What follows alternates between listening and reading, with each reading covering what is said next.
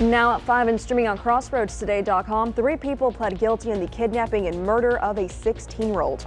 And a man convicted of fatally shooting a state trooper more than 4 years ago received his sentence. Plus, back in Victoria, fire crews took care of a homeowner's fire when it got out of control this morning. Well, the thunder showers are already developing. We've got rain to the north of Victoria right now, but the big stuff is going to fire out about here, and that's tonight. So it's going to be a stormy overnight time period through Saturday morning, and then we'll see what happens after that. We'll have all the latest weather for you coming up in a moment. Plus, tomorrow is the mayoral special election. This afternoon, we go through each of the 6 candidates running for the position. You're watching 25 News now at 5. Good afternoon and thanks for being with us. I'm Karina Garcia. Victoria police arrested a suspect Thursday in the 1000 block of East Brasso Street. 38-year-old Ahmad Brown is charged with burglary of a home and aggravated assault with a deadly weapon. He is in the Victoria County Jail in lieu of over $60,000 bond. 3 people were sentenced to life in prison for the murder of a 16-year-old Benjamin Tank Loera. The Jackson County Herald Tribune reports Casey Jaquin, Kyler Rector, and Yolanda Salinas all pleaded guilty to murder and aggravated kidnapping with a deadly weapon for their roles in his kidnapping and murder. The 3 suspects agreed to testify in any trials related to the murder. The boy was reported missing by his mother back in October of 2021, and authorities found his body nearly 2 months later in Seguin, over 100 miles away from his home in Vanderbilt. Federal authorities say the U.S. military is launching an air assault on multiple sites in Iraq and Syria in retaliation for the drone strike that killed 3 U.S. troops in Jordan last weekend. President Joe Biden and other top U.S. leaders have warned for days that the U.S. would strike back at militias in a tired response. So far, the initial strikes have hit command and control headquarters, ammunition storage, and other facilities. The U.S. has strengthened their defense in place to protect troops at the base in Jordan. A judge sentenced a man to death Wednesday for killing a state trooper more than 4 years ago. A judge convicted Victor Godinez last week for shooting state trooper Moses Sanchez in the head back in 2019. Sanchez was investigating a car crash he was involved in at the time. After spending 4 months in the hospital, Sanchez died. 29-year-old Godinez had nothing to say in his defense before the judge sentenced him. Sanchez's wife and daughter waited until after the sentencing to tell the court how his death impacted them. At around 7 a.m. today, Victoria fire crews were in the 100 block of Summerwind Drive near Windy Hollow for a fire at this home. Fire crews say the area near the window was burning when they arrived. Early reports indicate this was an accident. The homeowner was trying to clear and clean their flower bed when fire got out of control. The damage is all near that window, and luckily no one was hurt. And with that, let's take a look at your forecast with Chief Meteorologist Mac Perez. Well, thank you very much, Karina. Folks, as we've told you all along, we expected Friday to get interesting. Already some showers are developing to the north of us. You see right about there, there's Victoria, there's Gonzales, there's Columbus. So there's rain in the crossroads right now. But the big stuff is coming in later tonight. There's a line forming right about here this afternoon and evening, and it'll be here sometime after midnight. Expect some stormy weather. In fact, if you need to get up early, have an alarm clock ready. We may lose power tonight with the big storm. So we'll talk more about that coming up in just a moment. Karina, back to you. Mac, thank you.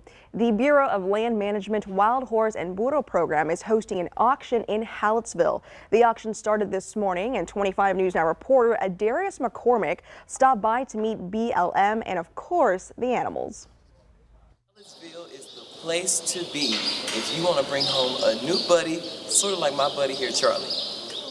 The Bureau of Land Management brought 120 animals, including horses and burros, to the William Baber Memorial Complex. BLM plans to give each of these animals a home because Mother Nature is pretty harsh to them out west.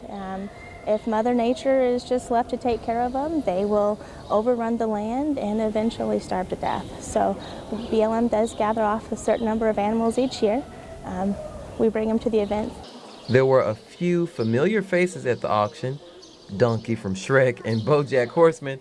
Also Charlie's parents, who adopted several animals from BLM's program. You know, bringing them to a much happier state of mind, really. So we kind of enjoy that challenge and enjoy doing that.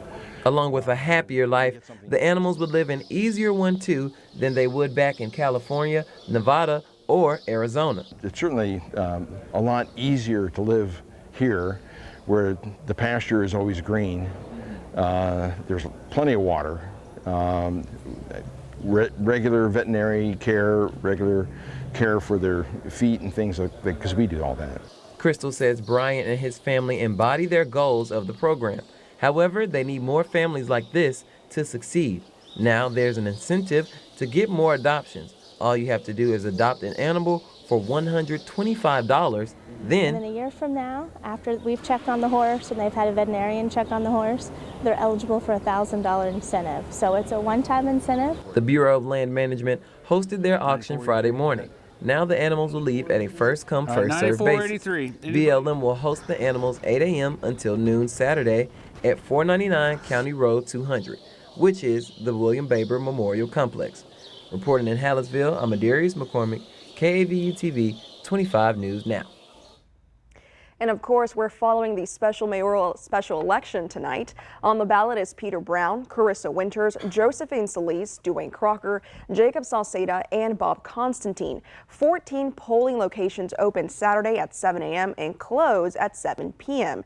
But here is a closer look at the candidates. Dwayne Crocker says he's running for mayor to continue his service to others. The 55-year-old wants to focus on improving roadways and said he wants to work to retain firefighters and police officers.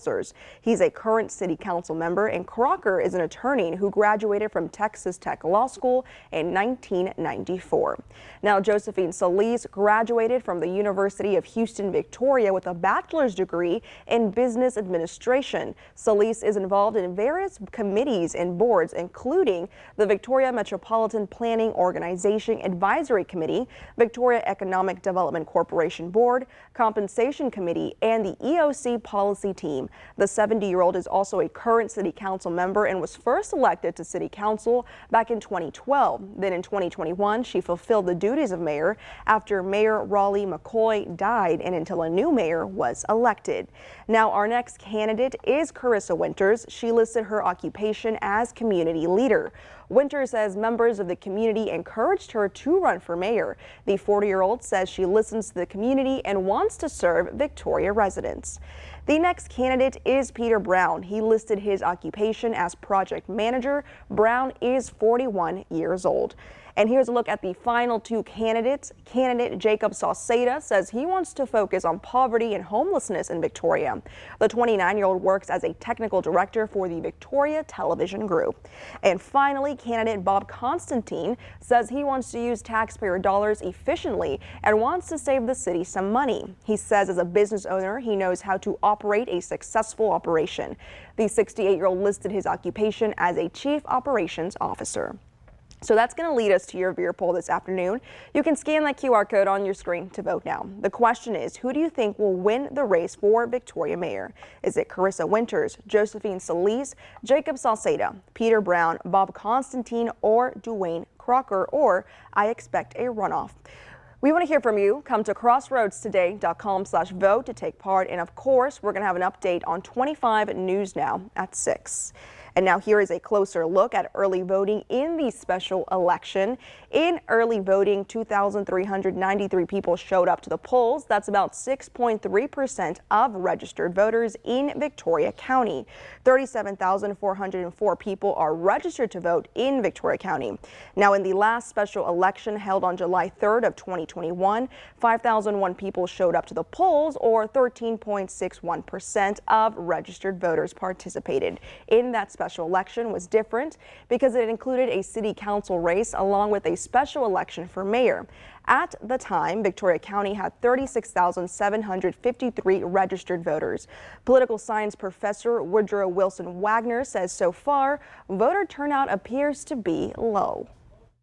Right now, it looks like we're on track to get less. If you look at the early and mail-in vote from last time and the early and mail-in vote from this time, looks like it's about 1,300 votes less.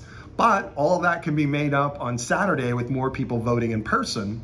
But usually, based on some of our trends, people vote less in person or less on election day than they do on early voting or mail-in voting. So I'm anxious to see how that turns out. Stay with us at crossroadstoday.com as we continue our coverage of the special mayor election. If a runoff election is necessary, it would take place Saturday, March 16th, and we have you covered there as well. Now, a family-owned restaurant in Port Lavaca is closing its doors for good after over 60 years of doing business. 25 News Now Weekend anchor Adam Steibel has more. Thank you for coming to Wagon Train. We love serving y'all. All have a blessed and amazing day. With over 60 years of serving the Port Lavaca community, the Wagon Train Drive-In restaurant is closing its doors for good. This Friday was the final day of service, and it was a packed house as community members bid farewell to the Wagon Train. Heather Dunnigan has worked at the Wagon Train for 23 years. Sad to see it close, but looking back on it with fond memories. People you work with become like family, and I'm really sad to see it closing. It's definitely a lot of emotions. It definitely. When you've been in a service industry for so long, it's, not just a work. People become like family, and so I'm going to miss, and I'm thankful for all the support that Calhoun County and other counties have shown us. After a hurricane and a fire, the restaurant has been through a lot, but the community has always been fond of the Wagon Train. The table next to me was eating their final Wagon Train meal, and say this Port Lavaca staple will be missed, and even remembers eating here as a child. Back in the day, this was a treat. Okay, so we didn't get to come here much, but as I got older, and we got to pay for our own, so we came more often. But with kids, this was a treat, and we really enjoyed it back then. And it moved on to this generation. Hopefully, the next generation, somebody will take it over. This has been an establishment here for a long time, and I hate to like the other girls, I hate to see it close. Hopefully, somebody will take it over, but if it doesn't, we got good memories here. Opened 63 years ago in 1961, it's been a family-run business ever since. Now owned by Luann Bella, due to rising food costs and people not eating out as much, that's been a major factor as to why the Wagon Train has to close its doors. It's been hard to stay afloat, I think. Prices rise and not enough customers. And Luann, she deserves to retire. She's been doing this for 40 years. So after all the hugs, a few tears, and a lot of good meals served, the Wagon Train closed their doors at 2 p.m. Friday. The owner, Luann, says she's loved everyone who's supported her restaurant and is going to miss it. In the meantime, her staff is excited for her to take her first vacation in over 40 years, hoping she'll kick her feet up and enjoy a cruise. So although this might very well be the last fried shrimp served at the Wagon Train restaurant here in Port Lavaca, the memories will last a lifetime. Reporting here in Port Lavaca, I'm Adam Seibel, KVUE-TV 25 News Now.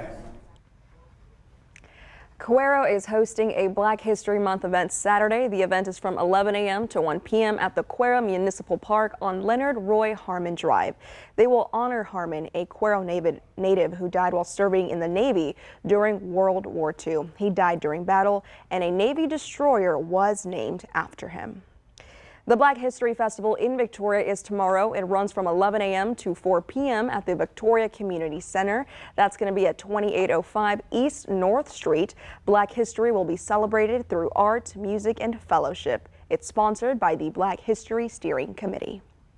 Now remember to subscribe to our YouTube channel, Crossroads Today. Hit the like button and click that notification bell. For now, stay with us. Authorities in Pennsylvania provide an update on the son accused in brutally killing his father last week. That's straight ahead on 25 News Now at 5. Also ahead, a world-famous groundhog has made his prediction for this year's weather.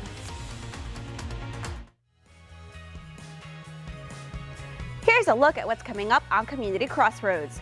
We hear from empty bowls, and we learn about Black History Month, protection from scammers, and ways to detect fraud. Now, the second type is actually a criminal offense, and it involves exploitation of a vulnerable person.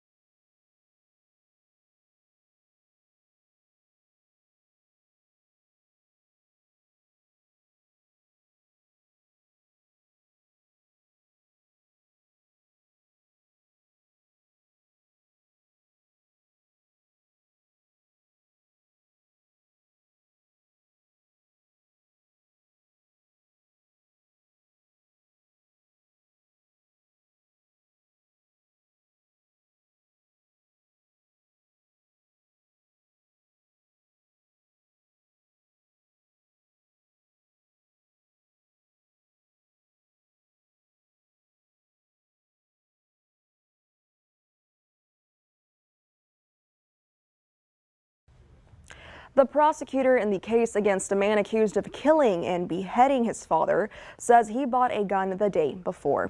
32-year-old Justin Mon is accused of showing his father's severed head during a politically charged online rant Tuesday.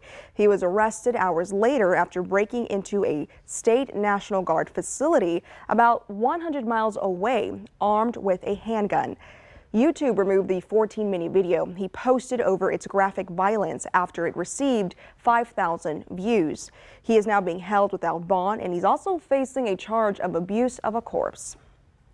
A new study analysis says drinking a glass or more of fruit juice daily leads to a small increase in weight gain among children and adults.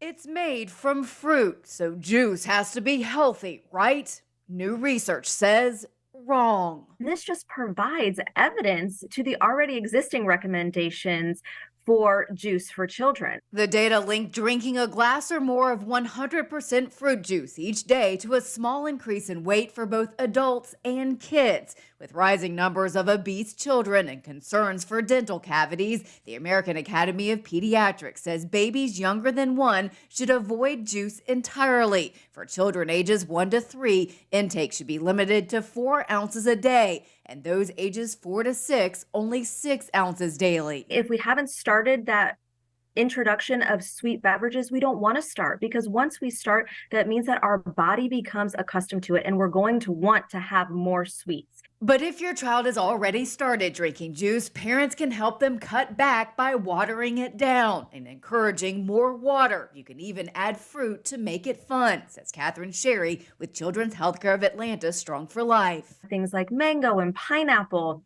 Even going, if we want to be adventurous, try vegetables and herbs such as cucumber or mint. This can be fun to get the kids in the kitchen, to give them ways to get creative. And if a child is having fun and being creative with food, they're more likely to be able to want to try it and taste it. Sherry says parents can also help children make better beverage choices by choosing healthy options themselves. As an adult, we need to be that role model for our children. For Health Minute, I'm Mandy Gaither.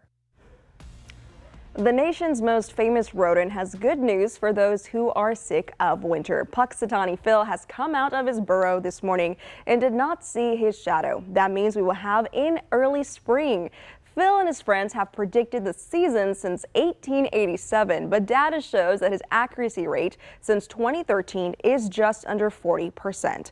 However, the National Weather Service Climate Prediction Center is calling for above average temperatures across a huge part of the U.S. this month. So Phil might be right this year, but the guy who does know is our meteorologist, Mac Bettis.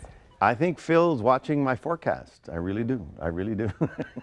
Anyway, yes, it's going to be an early spring. In fact, I don't know that even winter is coming back. Now, I didn't say, I'm talking Arctic cold. Winter cold from the Pacific, well, that's different. That's what we're going to be looking at.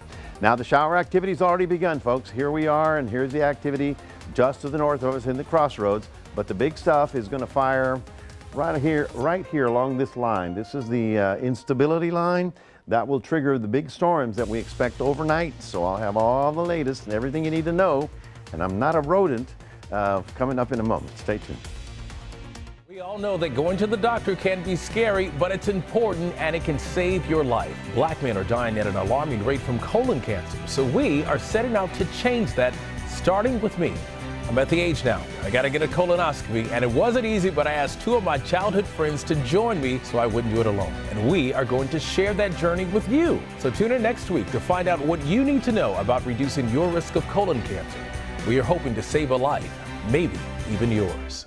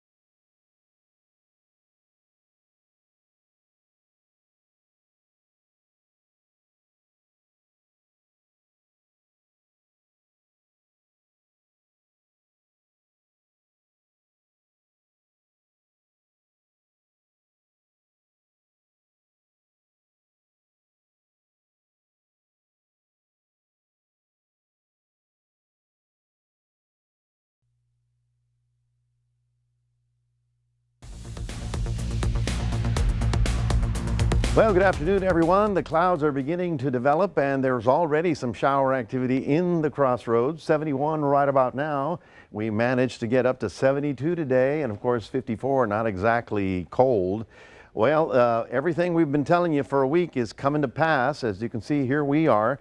And in the Crossroads, Hallettsville, Gonzales already getting some sort of light rain activity, but this is not the main event. It's just the beginning of it, as a matter of fact. And out west, right about here in far west Texas, you can see the instability line. And this is basically where the beginning of the atmosphere starts rising, and then the thunderstorms get big and tall. And so that stuff is what's going to be rolling through our area tonight after midnight. This is the stuff that is going to trigger some severe weather in the area. Okay, we don't know exactly where, but you'll hear thunder and you'll hear the lightning, or you'll see the lightning as that moves through, and we could get probably 1 to 2 inches of rain out of this overnight. So it's moving so fast that it's not going to give us enough rain to have any serious flooding, although there may be some isolated minor flooding. Now here's the city again.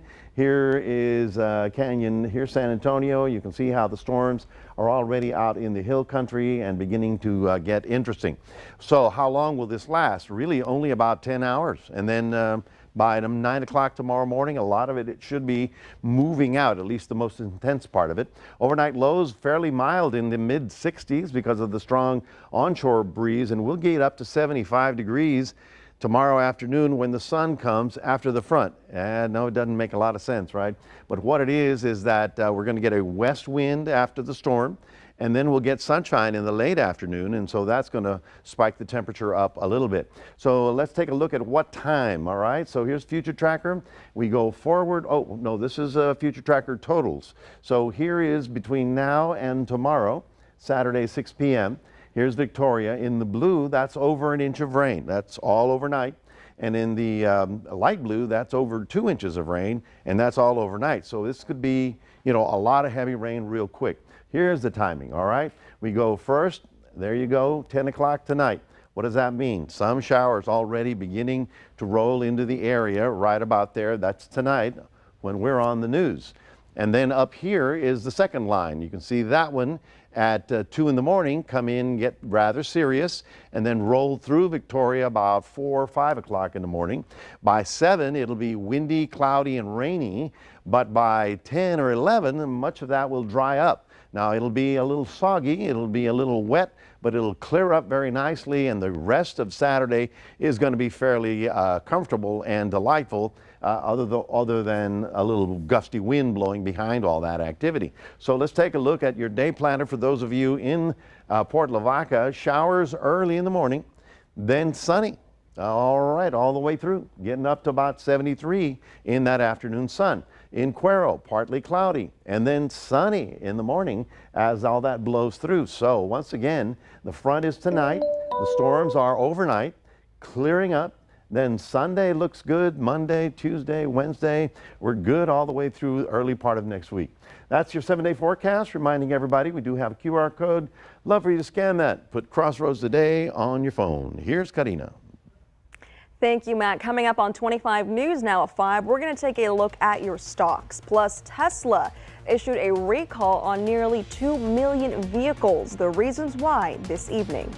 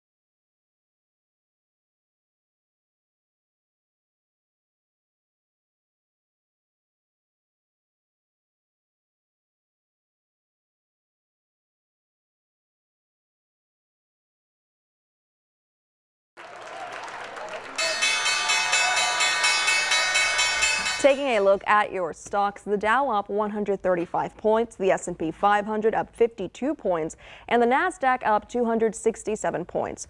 Oil down $1.54, closing at $72.28 a barrel. Tesla is recalling nearly all of its vehicles in the United States due to small font sizes on warning lights, which could increase the risk of a crash. The National Highway Traffic Safety Administration discovered this issue during a routine audit of Tesla vehicles. So far, Tesla is not aware of any crashes or injuries caused by the issue. Nearly 2.2 million vehicles are affected. Tesla has begun releasing an over-the-air software update to fix the issue free of charge. And stay with us. We're going to take one last look at your forecast with Mac. Plus, authorities discovered a surprising item inside a shipping container at the Port of Houston. Plus, here's a look at world news tonight right after 25 News Now at 5. Honoring the soldiers killed in Jordan as their bodies are returned home. Plus, tracking heavy rain, wind, and snow, and a new storm on the way. More Americans turn to the most watched newscast on television. World News Tonight with David Muir.